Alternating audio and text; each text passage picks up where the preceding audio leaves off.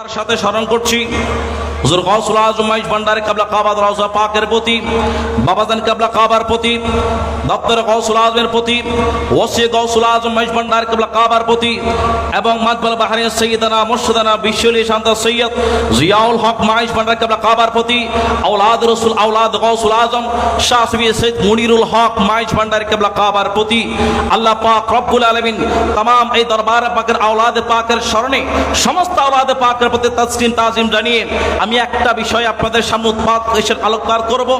সেটা হচ্ছে আজকে পবিত্র ঈদ মিলাদুন নবী সাল্লাল্লাহু আলাইহি সাল্লাম অর্থাৎ রাহমাতুল লিল আলামিন নবী আর গাউসুল আজম মাইজ ভান্ডারী কিবলা কাবার সম্পর্ক বেলায়েত মুতলাকের আলোকে কি রকম হবে জোরে বলে সুবহানাল্লাহ। আপনারা দেখবেন যে আল্লাহ পাক পবিত্র কোরআন কারীমে ইরশাদ করেন ইন্নামা আমরুহু ইযা আরাদা শাইআন আন ইয়াকুলা লাহু কুন ফায়াকুন। আল্লাহ পাক রব্বুল আলামিন পবিত্র কোরআন কারীমের মধ্যে ইরশাদ করলেন বস্তুত আল্লাহ পাকের সৃষ্টির সিস্টেমটা কি রকম হবে।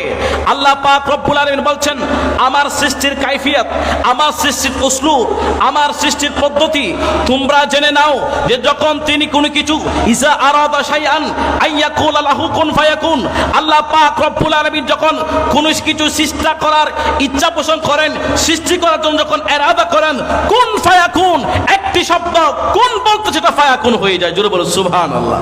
তাহলে আমরা দেখি যে কোন শব্দের মধ্যে দুইটা হরফ আছে, একটা হচ্ছে কাফ, দুই নম্বর হচ্ছে নুন। এই কোন শব্দ যদি আমরা মুফাসসির কেরাম ব্যাখ্যা করলেন, এই শব্দের ব্যাখ্যা যদি আমরা জানতে চাই তাহলে বুঝতে পারবেন কাফ দ্বারা হচ্ছে কালাম ইলাহি আর নুন দ্বারা হচ্ছে নূর মুহাম্মাদি জোরে বলো সুবহানাল্লাহ।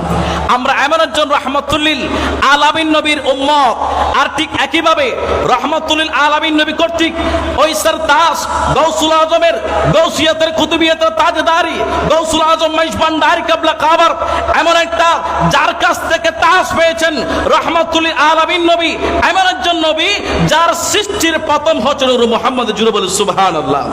এরপরে পবিত্র কোরআনে কারীমের সূরা মায়েদার 15 নম্বর আয়াতের মধ্যে আল্লাহ পাক রব্বুল আলামিন পবিত্র কোরআনে বলেন কদ জাআকুম মিনাল্লাহি নূরুন ওয়া কিতাবুম মুবিন। আল্লাহ পাক রব্বুল আলামিন নিশ্চয়ই তোমাদের নিকট আল্লাহ পাকের পক্ষ থেকে একটা নূর এবং সুস্পষ্ট কিতাব এসেছে জুড়ে বলে সুবহানাল্লাহ। তাহলে এই আয়াতে পাকের মধ্যে দুইটা জিনিসের কথা এখানে উল্লেখ করা হয়েছে, একটি হলো নূর আর একটি সুস্পষ্ট কিতাব। সুস্পষ্ট কিতাব দ্বারা আল কোরআন বোঝানো হয়েছে, কিন্তু হযরত ইবনে আব্বাস রাদিয়াল্লাহু তাআলা সহ ইমাম বাইহাকি সহ সমস্ত তাফসীর কেরাম যারা আছেন প্রত্যেকে একমত পোষণ করেছেন এই আয়াতে পাকের মধ্যে নূর দ্বারা নূরে মুহাম্মদকে বোঝানো হয়েছে জোরে বলে সুবহানাল্লাহ। এরপর পবিত্র কোরআনে কারীমের এই আয়াত যদি আমরা দেখতে পাই আরেকটা হাদিসে কুদসির মধ্যে আছে, আল্লাহ পাক রব্বুল আলামিন হাদিস কুদসির মধ্যে বলেন মা রুবিয়া ফিল হাদিসিল কুদসি কুনতু খানজান মুখফিয়ান ফাহবাবতু আন আরাফা ফাখালাকতুল খালকা লিউরিফা। আল্লাহ পাক রব্বুল আলামিন বলেন আমি ছিলাম গোপন ভান্ডার জোরে বলে সুবহানাল্লাহ। এই যে আজকে ভান্ডার শরীফ বলা হয় এখানে, এই ভান্ডার শরীফ আজকে থেকে নয়, এই শব্দের ব্যাখ্যা আমার আল্লাহ পাক রব্বুল আলামিন সর্বপ্রথম বলেছেন কুনতু খানজান মুখফিয়ান, অর্থাৎ আমি আল্লাহ ছিলাম গোপন ভান্ডার সুবহানাল্লাহ। তো এই ভান্ডারের আবিষ্কার আজকে থেকে নয়, তো এটা ভান্ডারকে ভান্ডার শরীফ কেন বলে, মাইজ ভান্ডার দরবার শরীফকে কেন বলে, তো ভান্ডার শরীফকে ভান্ডার এই জন্য বলে এই খাজিনা থেকে আল্লাহর আউলিয়া কেরামরা ইলমে তাসাউফ, ইলমে শরীয়ত, ইলমে তরিকত, ইলমে হাকিকত, ইলমে মারিফত, ইলমে তাসাউফ, ইলমে বেলায়েত সমস্ত আল্লাহর ওলিদের মাকাম এখান থেকে ফয়েজ দেওয়া হয়। এই ভান্ডার থেকে নিতেই থাকে, যারাই নিয়েছে তারা দামি হয়েছে জুড়ে বলে সুবহানাল্লাহ। এই জন্য আল্লাহ পাক রব্বুল আলামিন বলেন বান্দা প্রত্যেকটা বিষয়ের পিছনে একটা রহস্য থাকে, তো আমি আল্লাহ চাইলাম কিভাবে ফাহবাবতু আন আরাফা ফাখালাকতুল খালকা লিউরাফা, আমি ছিলাম গোপন ভান্ডার আর আমি আল্লাহ আমি আমাকে পরিচয় করাতে পছন্দ করলাম, আমার পরিচয় দেওয়ার জন্য আমি মাখলুককে সৃষ্টি করলাম একটি মাত্র উদ্দেশ্যে, সেটা হচ্ছে আমি যাতে পরিচিত হতে পারে জোরে জোরে বলে সুবহানাল্লাহ। তাই সৃষ্টির প্রথম হচ্ছে নূরে মুহাম্মদ সাল্লাল্লাহু আলাইহি সাল্লাম। এবার আসেন গাউসুল আজম মাইজ ভান্ডারী কিবলা কাবার ওই সৃষ্টির রহস্য থেকে নূরে মুহাম্মদীকে গাউসুল আজম মাইজ ভান্ডারী কিবলা কাবার যে নিয়ামত আজমত দেখতে পাই, সেটা হচ্ছে আমরা যখন দেখবেন যে রাহমাতুল লিল আলামিন নবী তশরিফ আনার পূর্বে আপনারা দেখেছেন 570 খ্রিস্টাব্দে যে একটা অরাজকতা ছিল, মানুষের নারীদের অধিকার বঞ্চিত হওয়া ছিল, মা বাবাকে সম্মান করা হতো না, সন্তানকে নার্সিং করা হতো না, এবং বিভেদ ঝগড়া ফাসাদ মারামারি হানাহানি ধর্ম নিয়ে বাড়াবাড়ি মতবাদ নিয়ে বাড়াবাড়ি অর্থাৎ যার যার ধর্মে কেউ পালন করতে পারতো না। 570 খ্রিস্টাব্দে ওয়া আরসালনাকা ইল্লা রাহমাতাল লিল আলামিন, হে রাসূল আমি আপনাকে নির্দিষ্ট কওমের জন্য পাঠাই নাই, নির্দিষ্ট স্থানের জন্য পাঠাই নাই, আমি আল্লাহ পাক রব্বুল আলামিন কুল কায়নাত সমস্ত জাহানের রহমত স্বরূপ পাঠাইলাম। সুবহানাল্লাহ। তাহলে আমরা বুঝতে পারি যে আমাদের নবী শুধু মুসলমানদের জন্য নয়, সমস্ত ধর্মীয় যত আছে সমস্ত জাতির নিরাপত্তা দিয়েছেন। কিন্তু আমরা দেখলাম আমার রাসূল পাক আসার পরে একটা শান্তির মিশন চালু হয়। ওই রাসূল পাক সাল্লাল্লাহু আলাইহি সাল্লামের পক্ষ থেকে দুইটা তাজ ছিল, একটা হচ্ছে বেলায়েতে মুতলাকে মুহাম্মাদের তাজ, আরেকটা তাজ হচ্ছে বেলায়েতে মুতলাকে আহমদের তাজ। জোরে বলে সুবহানাল্লাহ। অর্থাৎ আমার গৌসুল আজম মাইজ ভান্ডারী কিবলা কাবা বলছেন, আজকে দেখবেন ঈদ মিলাদুন নবী সাল্লাল্লাহু আলাইহি সাল্লাম এই মাহফিল মাইজ ভান্ডারীদের আজ থেকে সৃষ্টি নয়। গৌসুল আজম মাইজ ভান্ডারী কিবলা কাবা 1826 সালে যেই দিন থেকে বেলাদত হয়েছে, ওই দিন থেকে ঈদ মিলাদুন নবীর ডঙ্কা এমন কোন গ্রাম নাই, বাংলাদেশের প্রত্যেকটা গ্রামের মধ্যে গৌসুল আজম মাইজ ভান্ডারী কিবলা কাবার আশেখানরা আছে। প্রত্যেকে গৌসুল আজম মাইজ ভান্ডারী কিবলা কাবার শান মান বলার আগে ইয়া গৌসু সালাম আলাইকা বলার আগে ইয়া নবী সালাম আলাইকা রাহমাতুল লিল আলামিন নবীর ডঙ্কা তুলে ধরেছে। জোরে বলে সুবহানাল্লাহ। তাহলে আমরা বুঝতে পারি যে মাইজ ভান্ডার দরবার শরীফ থেকে জাস্ট ঈদ মিলাদুন নবী আজকে থেকে নয়, গৌসুল আজম মাইজ ভান্ডারী কিবলা কাবার পরে ওসে গৌসুল আজম শাফি সৈয়দ দিলওয়ার হোসেন মাইজ ভান্ডারী কিবলা কাবা তার বেলায়েতে মুতলাকার মধ্যে উল্লেখ করে বলছেন, শুনো শুনো তোমরা গৌসুল আজম মাইজ ভান্ডারীকে বুঝো নাই, গৌসুল আজম মাইজ ভান্ডারীকে মুক্ত করে তোমাদেরকে রাহমাতুল লিল আলামিন নবীর নিসবত বুঝতে হবে। জোরে বলে সুবহানাল্লাহ। তাহলে একটা তাজ হচ্ছে যে গৌসুল আজম মাইজ ভান্ডারী কিবলা কাবার এই তাজ কুত থেকে এসেছে, রাহমাতুল লিল আলামিন নবীর 600 বছর পরে বেলায়েতে মুতলাকে মুহাম্মাদের আরবাক হয়ে আমরা যখন দেখি ইমামুল আউলিয়া গৌসুল আজম আব্দুল কাদের জিলানীকে দেওয়া হয়েছে তাজ, আর এই 600 বছর পরে রাহমাতুল লিল আলামিন নবীর 1300 বছর পরে আরেকজন চেরাগ নূরে মুহাম্মাদের প্রদীপ হেদায়েতের প্রদীপ, সেই প্রদীপের নাম কি শুনে যাও শুনে যাও। 1826 সালে বাংলার জমিনে পূর্বাঞ্চলে উদিত হয়ে গোটা জগৎ আলোকিত করেছেন, উনি অন্য কেউ নয়, তিনি হচ্ছে বেলায়েতে মুতলাকে আহমদের উজ্জ্বল এবং তারক বাহক হুজুর গৌসুল আজম শাফি সৈয়দ আহমদুল্লাহ মাইজ ভান্ডারী কিবলা কাবা। জোরে বলে সুবহানাল্লাহ।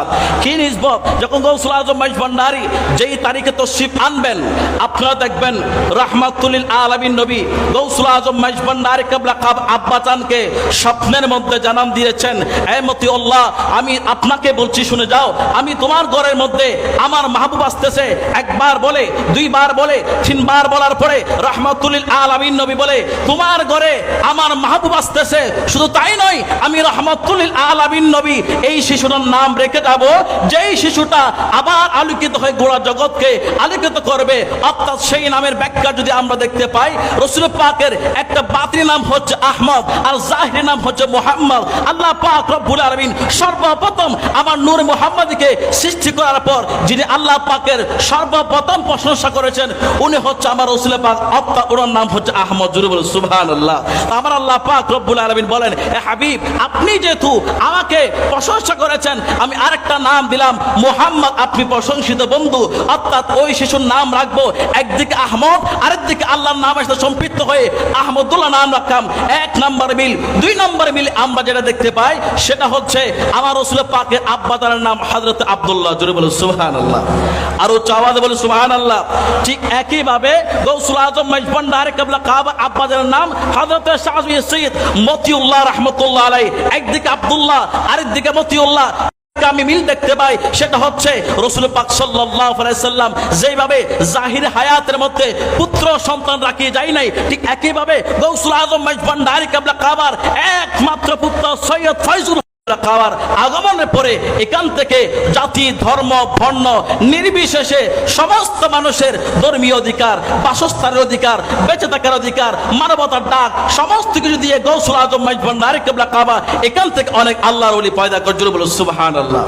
আসুন আমরা শেষ আমার আলোচনা শেষ, সেটা হচ্ছে এটা আমি বলছি না, এই ব্যাখ্যাটা আব্দুল গনি কাঞ্চনপুরী রহমতুল্লাহ মকবুলে কাঞ্চনপুরী তার শিয়ারের মধ্যে তিনি চমৎকারভাবে বলেছেন। তিনি কি বলছেন? তিনি বলছেন, আমি তোমাদেরকে বলছি শুনে যাও, যে তোমাদের মাঝে গৌসুল আজম মাইজ ভান্ডারী কে বসেছে। তিনি বলেছেন, কলির পাপি উদ্ধারিতে মোহাম্মদ কান্ডারি রে, মোহাম্মদ কান্ডারি রে, তানো কাজের মৌলাদারো, তানো কাজের মৌলাদারো সে মাইজ ভান্ডারী। আরে ইমামগণ চলিয়া গেল, 13 সিদি পরে ইমাম মেহেদি আখেরি রে, 13 সিদি পরে ইমাম মেহেদি আখেরি রে, 13 সিদি পরে ইমাম মেহেদি আখেরি রে, গৌসে দনের কলির পাপি উদ্ধারিতে। আল্লাহ পাক রব্বুল আলামিন আমাদের সকলকে বোঝা তৌফিক দান করুন। যেইভাবে কলির পাপি উদ্ধারিতে মোহাম্মদ কান্ডারি রে, যেইভাবে কলির যুগ থেকে সপ্ত যুগ আনার জন্য রহমাতুল আলামিন নবী উদয় হয়েছে, ঠিক একইভাবে তানে কাজের মূলাধার গৌসে মাইজ ভান্ডারী রে, ওই রহমাতুল আলামিন নবীর একই দ্বারা আবার গৌসুল আজম মাইজ ভান্ডারী এসে আবার গোটা জগৎকে আলোকিত করেছেন। আমি আমার বক্তব্য এদি টানছি, ছোট মানুষকে তো বলছি, আমার বক্তব্যে কোনো জায়গায় সমস্যা হলে, আমার বিয়াদবি বিলক্ষণ আচরণ হলে ক্ষমা সুন্দর দেখবেন, এবং হযরত کرام গৌসুল আজম আওলাদ পাকের ওই নজর করম জানিয়ে আমার বক্তব্য শেষ করছি। ওয়া আখির দাওয়ানা আলহামদুলিল্লাহি রাব্বিল আলামিন। আসসালামু আলাইকুম ওয়া রাহমাতুল্লাহি ওয়া বারাকাতুহু।